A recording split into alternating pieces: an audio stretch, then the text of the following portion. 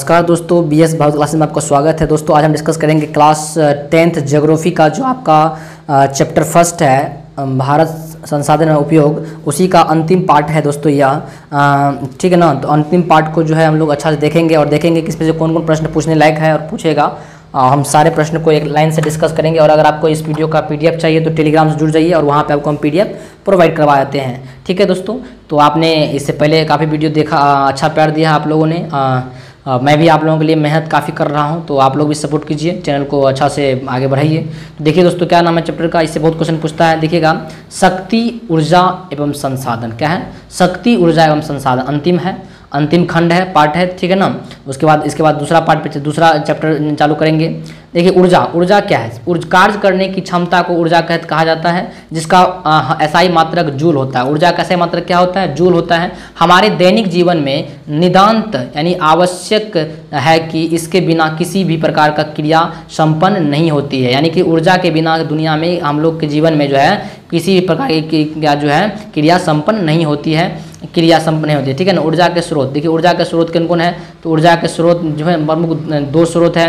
एक है कि ऊर्जा के पारंपरिक स्रोत और दूसरा है ऊर्जा का गैर पारंपरिक संसाधन। ठीक है ना।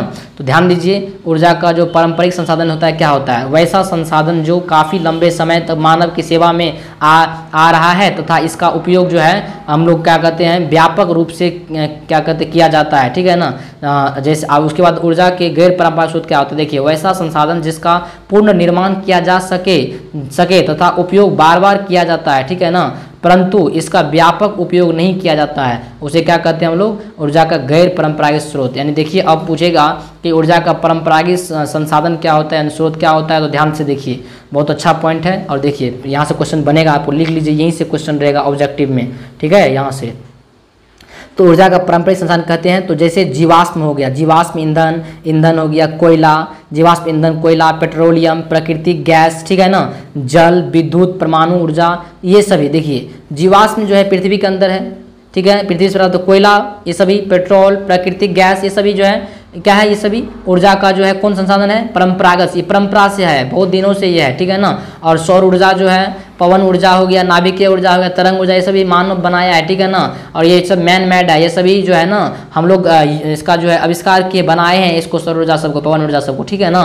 इसीलिए तो जो चीज़ हम लोग पहले से परंपरा से चलती आ रही है, उसे क्या करेंगे हम लोग? पारंपरिक स्रोत। और जो चीज़ क्या कहते हैं हम लोग बनाए हैं, हम लोग मानव निर्मित है, उसे हम लोग व्यापक स्रोत कहते हैं। हम लोग अपनी क्या कहते हैं आवश्यकताओं की पूर्ति के लिए हम लोग किए हैं, बनाए। ठीक है ना। अपने दिमाग, टेक्नोलॉजी की बदौलत हम लोग किए हैं। ठीक है। और यहाँ देखिए VVR लिख दिए यहाँ क्वेश्चन में। अब देखिएगा, कोयला के प्रकार, यह पूछा जाता है, देखिएगा, और उसका उपयोग को लिखे। तो यह एक प्रकार का अनवीकरणीय संसाधन है। कोयला जो होता है यह एक प्रकार क्या है? अनवीकरणीय संसाधन है, जिसका प्राप्ति जीवाश्म से होता है। किससे होता है? जीवाश्म से होता है। यह अपसादी चट्टान से भी प्राप्त होता है। कोयला जो है अपसादी चट्टान से भी प्राप्त होता है। देखिए, कोयला के उत्पादन में विश्व में पहला स्थान चीन का है। कोयला के उत्पादन में विश्व में पहला स्थान किसका है? चीन का है। जबकि भारत का झारखंड, छत्तीसगढ़, उड़ीसा राज्य अग्रणी है। याद रखिएगा, आपसे क्वेश्चन पूछा जाएगा कि कोयला उत्पादन में विश्व में पहला स्थान पे कौन है, तो बोलिएगा चीन है। क्या बोलिएगा? चीन है। दूसरा स्थान पर दोस्तों कौन है? तो आप लोग कमेंट बॉक्स में लिखिए कौन है दूसरा स्थान पे। भारत का झारखंड जो है, झारखंड ये पहला स्थान पे है। देखिए, पूछेगा कि भारत का कौन सा ऐसा राज्य है जो कोयला उत्पादन से आगे है, तो झारखंड, दूसरा स्थान पर छत्तीसगढ़, तीसरा उड़ीसा। ठीक है ना। ये सभी क्या अग्रणी है। ठीक है ना। भारत में मुख्यतः 4 राज्य है जो कोयला उत्पादन में क्या कहते हैं बहुत आगे है। याद रखिएगा। अब सबसे अच्छा देखिए, पीट क्या होता है? तो यह जो है ना सबसे बढ़िया किस्म का कोयला होता है। पीट जो होता है यह सबसे बढ़िया किस्म कोयला होता है। इसमें कार्बन की मात्रा 50 से कितना % होता है? 60% होता है। इसे जलने पर सर्वाधिक धुआं निकलती है। यह प्रायः दलदली क्षेत्रों में पाया जाता है। ठीक है ना। तो ये पीट जो होता है इससे 50 से 60% कार्बन निकलती है और ये जलने पर धुआं निकलती है, और यह सबसे बढ़िया किस्म का कोयला होता है। याद रखिएगा, पीट। ठीक है। आपसे एग्जाम में पूछा जाएगा ऑब्जेक्टिव में कि सबसे अच्छा प्रकार की कोयला क्या होता है, तो क्या मारिएगा? पीट मार के आइएगा। ठीक है। देखिए, अगला कह रहा है लिग्नाइट। इसे भूरा कोयला भी कहा जाता है। इसमें 60 से 70% कार्बन की मात्रा पाई जाती है, जो तमिलनाडु के नवेली क्षेत्र में पाया जाता है। तो लिग्नाइट जो है यह कहाँ पाया जाता है? तो ये लिग्नाइट कोयला जो है 60 से 70% कार्बन की मात्रा होती है, जो तमिलनाडु के नवेली क्षेत्र में पाया जाता है। ठीक है। अगला है ब्यूटिमिनस। ब्यूटिमिनस क्या होता है? इसमें मुलायम कोयला भी कहा जाता है। इसे कार्बन की मात्रा 70 से 85% पाई जाती है। आप पूछेगा ब्यूटिमिनस में जो कोयला की मात्रा है कितना पाया जाता है? 70 से 85% पाया जाता है। इसका उपयोग खाना बनाने में किया जाता है। यह भारत में सर्वाधिक पाया जाता है। यह दूसरा उत्तम किस्म का कोयला है। ठीक है, तो पूछेगा कि भारत में पहला उत्तम किस्म का कोयला क्या है, तो बोलिएगा पीट। दूसरा क्या है? ठीक है ना, दूसरा क्या है? तो दूसरा में क्या मारिएगा? सर्वाधिक पाया जाने दूसरा उत्तम किस्म का कोयला है, तो ये ब्यूटिमिनस मार करिएगा। ठीक है, चलिए अगला चलते हैं हम लोग। एंथ्रासाइट। एंथ्रासाइट जो यह सबसे उत्तम कोटि का कोयला है, जिसका कार्बन की मात्रा 85 से ऊपर होती है और इसे कुकिंग कोयला भी कहा जाता है। इसे जलाने पर धुआं न के बराबर होती है। यह जम्मू कश्मीर के क्षेत्रों में पाया जाता है।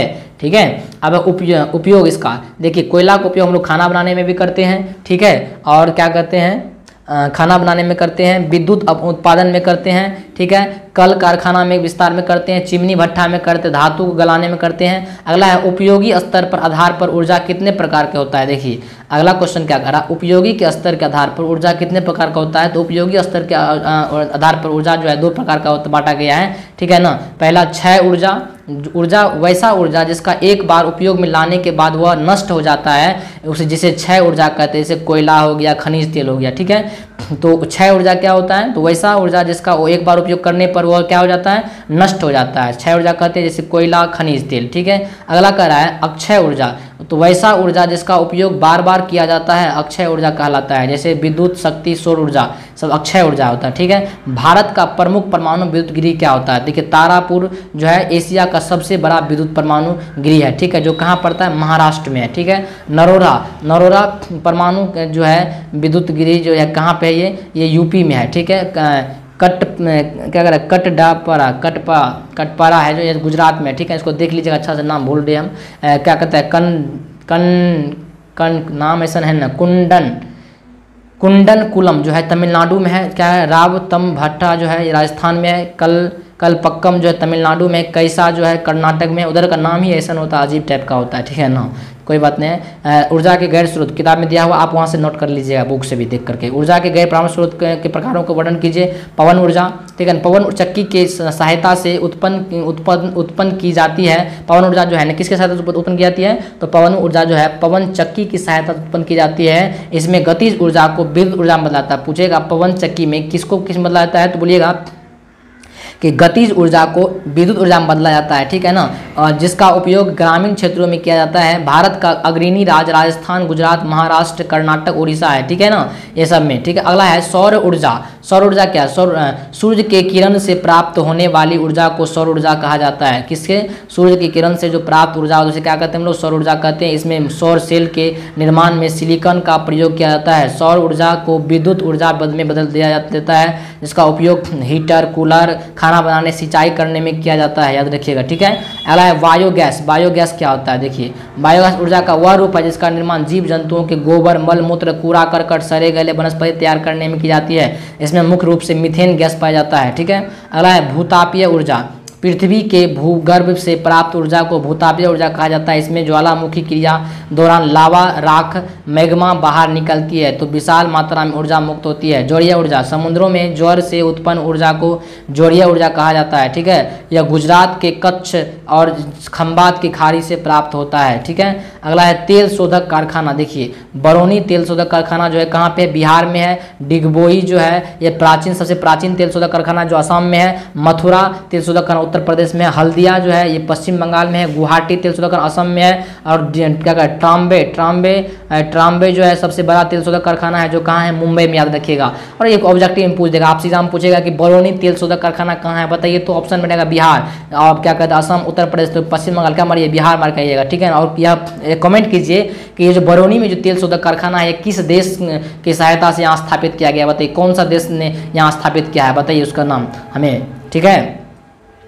अगला चलते हैं हम लोग। क्या कहता है? सागर। ऑप्शन देखिए भी है ये क्वेश्चन जो है। सागर सम्राट से आप क्या समझते हैं? यह एक प्रकार का जलयान होता है जो मुंबई तट से 176 किलोमीटर की दूरी पर उत्तर पश्चिम दिशा में स्थित होता है। ठीक है, यह जलयान पानी के भीतर कुआं को खोद करके तेल निकालने का कार्य करता है। तो ये जो सागर सम्राट जो जिसको आप बोलते हैं, तो एक जलयान होता है, जहाज होता है। ठीक है, जलीय जहाज होता है जो 176 किलोमीटर की दूरी पर उत्तर पश्चिम में स्थित होता है। ठीक है, मुंबई के तट से 176 किलोमीटर पर स्थित होता है। और यह जलयान पानी के भीतर जो है कुआं को खोद करके और तेल निकालने का क्या करता है, कार्य करता है, जिसे सागर सम्राट कहा जाता है। ठीक है, यहाँ 80 करोड़ टन तेल का भंडार अनुमान लगाया गया। आपसे पूछा जाएगा कि यहाँ कितना करोड़ टन तेल है, तो बोलिएगा 80 करोड़ टन तेल है। ठीक है, अगला कह रहा है गंगा सफाई योजना क्या है। तो भारत सरकार द्वारा 1985 ईस्वी में गंगा साफ करने का एक योजना बनाई गई थी, जिससे गंगा सफाई योजना के नाम से जाना जाता है। ठीक है, नरेंद्र मोदी द्वारा 2014 ईस्वी में गंगा सफाई योजना का नाम बदलकर नमामि गंगे कर दिया गया था। ठीक है, अगला कह रहा है कि ऊर्जा संरक्षण के उपाय। ठीक है, उपाय को लिखिए। ऊर्जा संरक्षण के प्रमुख उपाय निम्नलिखित है। ऊर्जा के गैर परंपरागत स्रोत अधिक उपयोग करना, अनावश्यक उपयोग पर रोकथाम, सार्वजनिक परिवहन का उपयोग करें। ठीक है, दूसरा निजी वाहनों का उपयोग करना चाहिए, हमें लोगों को शिक्षित करना चाहिए। ये सारा चीज़ हमें क्या कहते हैं, ऊर्जा संरक्षण को हम लोग बचा सकते हैं। अगला है क्वेश्चन कि जल विद्युत उत्पादन हेतु अनुकूल भौगोलिक एवं आर्थिक कारकों को लिखे। जल विद्युत उत्पादन जल क्या कहता है, जल से किया जाता है, जो एक प्रकार का नवीकरणीय संसाधन है। उसमें विद्युत उत्पादन करने के लिए एक बहुत बड़ा बांध का निर्माण कर जल संग्रह के लिए करता है, तथा उस पानी को ऊंचे स्थान पर जो है ना गिरा करके जो है विद्युत निर्माण किया जाता है। ठीक है, अगला कह रहा है कि 20वीं शताब्दी के बाद जल विद्युत के विकास की तेजी से गति दिखाई गई है। भारत में प्रथम जल विद्युत संयंत्र 1897 ईस्वी में क्या कहता है दार्जिलिंग में किया गया था, जबकि 1902 ईस्वी में कावेरी नदी के शिव समुद्रम जल विद्युत संयंत्र की स्थापना की गई थी। भौगोलिक दशा देखिए, इस तरह से जल का प्रवाह निरंतर होना चाहिए, जल का प्रवाह तेजी से गति से होना चाहिए, जल का गिराव उच्च स्थान से नीचे होना चाहिए, नदी का मार्ग ढालोनुमा होना चाहिए, नदी बड़ा होना चाहिए, याद रखिएगा। ठीक है, और आर्थिक कारक परिवहन का उत्तम व्यवस्था होना चाहिए, वहाँ पे पूंजी की उपलब्धि होना चाहिए, बाजार के समीप होना चाहिए, और औद्योगिक विकास करना चाहिए होना चाहिए। ठीक है, आशा है दोस्तों आप लोगों को समझ में आया होगा। दोस्तों अगर आपको समझ में आया है तो प्लीज़ दोस्तों चैनल को लाइक शेयर सब्सक्राइब कीजिए। और आपको हमने जैसा कि हम फ्री में PDF आप लोगों को प्रोवाइड करवा रहे हैं, तो आप लोग जो है टेलीग्राम से जुड़ जाइए। और हम आप लोगों के लिए बहुत दोस्तों मेहनत कर रहे हैं, काफ़ी मेहनत कर रहे हैं। प्लीज़ आप लोग जो है थोड़ा इस वीडियो को भी अच्छा से शेयर कर दीजिए अपने मित्रों के साथ, और उनको भी भेजिए जो पढ़ाई करता है क्लास 10th का, और अपना भाई जो 9th का पढ़ाई करना चाहता है उनको भी थोड़ा बताइए भाई साहब। ठीक है, मिलते हैं नेक्स्ट वीडियो में। चलिए इसका सेकेंड पार्ट लेंगे, चैप्टर 2 में चलेंगे अब उसके बाद।